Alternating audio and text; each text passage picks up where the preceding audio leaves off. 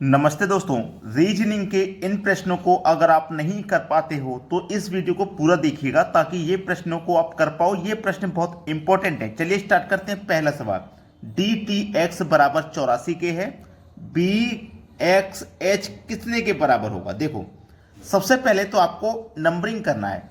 जैसे डी कितने नंबर पे आता है, आप कहोगे सर 4 नंबर पे, ए बी सी डी 4 पे आया ना। ऐसे ही टी कितने नंबर पे आता है, 20 पे, और x आता है 24 नंबर पे।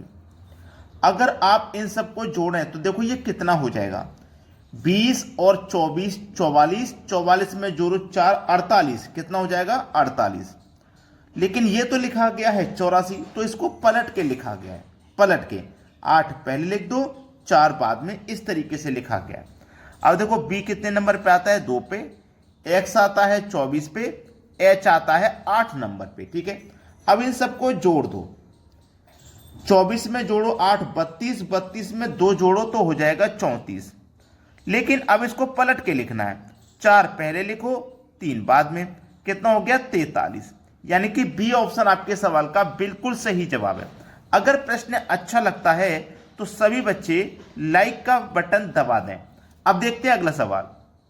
अगला प्रश्न है, यहां पे देखो और यहां पे देखो, एक जगह तो 1 2 3 वाला नंबर है, दूसरी तरफ अल्फाबेट वाला नंबर है। तो सबसे पहले इसको देखिएगा, 11 से 13 हुआ, मतलब पहली संख्या का रिलेशन इधर पहली से बनाना। 11 से 13 हुआ, 13 से 15 हुआ, 15 से 17 हुआ, तो 17 से क्या हो जाएगा 19। क्लियर है इतनी बात, 17 से तो 19 हो ही जाएगा। सब में 2 2 प्लस हो रहा है। अब देखो, के बाद हुआ एल, के बाद एल ही तो आता है, एक जोड़ दिया। एल के बाद आया एन, तो 2 जोड़ दिए, क्योंकि एल के बाद आता है एम, फिर आता है एन, तो 2 जोड़ा। अब यहां देखो क्यू दिया गया, एन के बाद क्यू, एन के बाद आता है ओ पी, फिर आता है क्यू, आता है ना, तो इसमें 3 जोड़ा। अब देखो फिर सीधा सीधा बात है, यहां पे कितना जोड़ेंगे, 1 2 3, तो यहां पे आप 4 जोड़ोगे। क्यू में 4 जोड़ोगे तो यहां पे क्या आ जाएगा भैया, यू, तो इसका मतलब यहां पे आ जाएगा आपका U19 और U किधर है भाई, सी ऑप्शन में। सी ऑप्शन आपके सवाल का बिल्कुल सही जवाब है। अब देखते हैं अगला सवाल। अगला प्रश्न है, यहां पे देखिएगा मिसिंग नंबर ये रहा बीच में।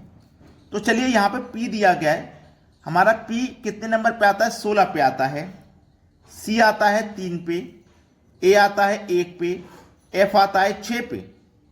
यही तो है, क्लियर है। बीच में दिया गया Z, ये कितने पे आता है भैया, 26 पे। समझना प्रश्न को। अभी देखो B आता है 2 पे, D आता है 4 पे, H आता है 8 पे, और G आता है 7 पे। ठीक है, अब देखो यहां पे आपके पास क्या दिया गया है, 26 बीच में, 16, 16 में जोड़ो 3 19, 19 में जोड़ो 1 20, 20 में 6 जोड़ो 26। बाहर वाली सभी संख्याओं का योग दिया गया है बीच में। इसी तरीके से बाहर वाले सभी संख्याओं का योग होगा बीच में।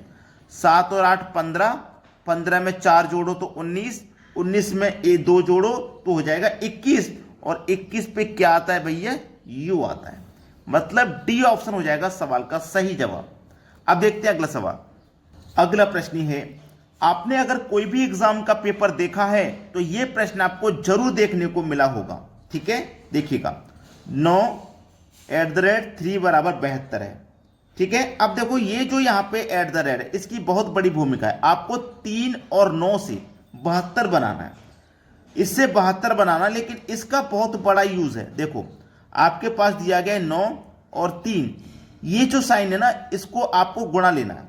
इसकी जगह गुणा ले सकते हैं, प्लस ले सकते हैं, प्रश्न के अनुसार अपनी तरफ से ले सकते हैं कि हम कौन सा साइन लें जिससे कि 72 बनेगा। तो 9 तिया 27 हुआ। अब 27 को पलटो तो 72 हो जाएगा। रिवर्स करेंगे तो 4, इसका मतलब मल्टीप्लाई लेना है, 7, 4 सत्ते 28, और इसको पलटो तो पलटेंगे तो 82 हो जाएगा। देखो 82 मिल गया। अब इसका मान बताना है, इसकी जगह तो आपको मल्टीप्लाई लेना होगा, 8 × 3 तो 8 तिया 24। अब इसको पलटो तो 42 हो जाएगा। आंसर डी ऑप्शन बिल्कुल सही जवाब है। अब देखते हैं अगला सवाल। अगला सवाल है, पुरुष पिता भाई।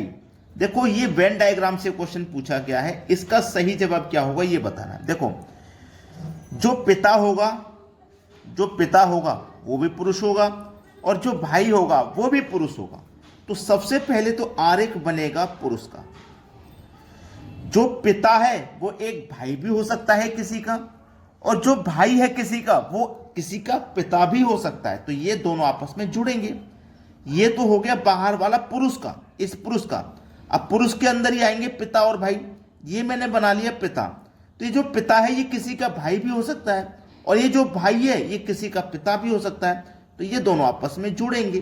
तो इस तरीके की आकृति आपको मिलेगी पहले ऑप्शन में। पहला ऑप्शन हो जाएगा सवाल का सही जवाब। चलिए अब देखते हैं अगला सवाल। अगला सवाल है, यहां पे देखिएगा दिए गए विकल्पों में से विषम को चुनिए। 4 ऑप्शन है, 4 ऑप्शन में से 3 किसी ना किसी प्रकार से समान है, लेकिन कोई एक अलग है। वो अलग ही तो पहचानना है, किस तरीके से अलग है वो अलग पहचानना है। ठीक है, चलिए देखिएगा 25, 121 और 81, 27, 49, 36। देखो आप सबसे पहले ध्यान देना कि मैंने इसमें देखा और इसमें देखा, ये 5 का स्क्वायर है, ये 11 का स्क्वायर, ये 9 का स्क्वायर। इसमें तीनों ही संख्या स्क्वायर वाली हैं, लेकिन इसमें ये 7 का स्क्वायर है, ये 6 का, लेकिन ये 3 का क्यूब है। इसमें हमारे पास क्यूब दिया गया 3 का। आगे चेक करते हैं। ठीक है, 144, 144 12 का स्क्वायर, ये 2 का स्क्वायर, लेकिन ये किसी का स्क्वायर नहीं है, ये तो 5 का क्यूब है। यहां आ जाइए 10 का स्क्वायर, 15 का स्क्वायर, लेकिन ये 6 का क्यूब है। तो इन तीनों ही ऑप्शन में क्यूब की संख्या दी गई है, जबकि पहला ऑप्शन ऐसा है जिसमें तीनों ही संख्या स्क्वायर में। तो यही सही जवाब है। बात समझ में आ गई सभी को। अब देखेंगे अगला सवाल। अगला सवाल है, यहां पे देखिएगा सभी अल्फाबेट नंबर यहां पे दिए गए हैं। अब इन अल्फाबेटों में आप करोगे क्या, जे के बाद एल, एल के बाद एम, एम के बाद एन, एन के बाद ओ, ओ के बाद पी आ जाएगा। इतना तो कंफर्म हो गया, ओ के बाद पी आ जाएगा। चलिए ठीक है, एफ, जे, एन। तो यहां पे आप देखोगे एफ, जे, एन। इसको बाद में देख लेते हैं, पहले इन बीच वाली संख्याओं का बना लें। X, T. एक्स आता भैया देखो 24 पे, टी आता है 20 पे। तो यहां पे क्या हुआ, -4 हो गया। इतना क्लियर है। अब देखो टी के बाद में आ गया बीच में पी पे। पी आता है आपका 16 पे, तो यहां पे भी -4 हो गया। पी के बाद आगे एल पे, एल आपका 12 पे आता है, तो यहां पे भी -4 हो गया। 16 से 12 पहुंचे -4। तो आप यहां पे भी जब पहुंचोगे तो बीच में -4 कर पहुंचोगे, तो 12 में से -4 करो 8, और 8 पे आता है एच। तो पी के बाद में एच किस ऑप्शन में है, पी के बाद में एच एक ही ऑप्शन में, डी पे। बात खत्म, सवाल भी खत्म हो गया। अब देखते हैं अगला सवाल। अगला प्रश्न है, इस प्रश्न को आपने बार बार परीक्षाओं में देखा होगा, लेकिन क्या आपको करना आता है? नहीं आता है तो सीख लीजिए। सबसे पहले तो आपको इन्हें गिनना है। 1, 2, ये खाली स्थान भी गिनने हैं। 1, 2, 3, 4, 5, 6, 7, 8, 9, 10, 11, 12। कितना निकल के आ गया? 12। 12 निकल के आया है ना, तो 12 के आपको पेयर बनाने। देखो 12 के फैक्टर करिए, 4 3 12। या तो आप 4 4 के पेयर बना लो इसमें, या फिर आप 3 3 के पेयर बना लीजिए। ठीक है, चलिए हम 4 4 के बना लेते हैं। 1 2 3 4, ये 4 अलग करो। 1 2 3 4, ये 4 अलग करो। 1 2 3, 1 2 3 4, ये 4 अलग हो गए। ठीक है, अब इसमें देखना है आपको, देखो ध्यान से समझना। ओ के बाद में पी, ओ के बाद में क्यू, समझिए ना बात को।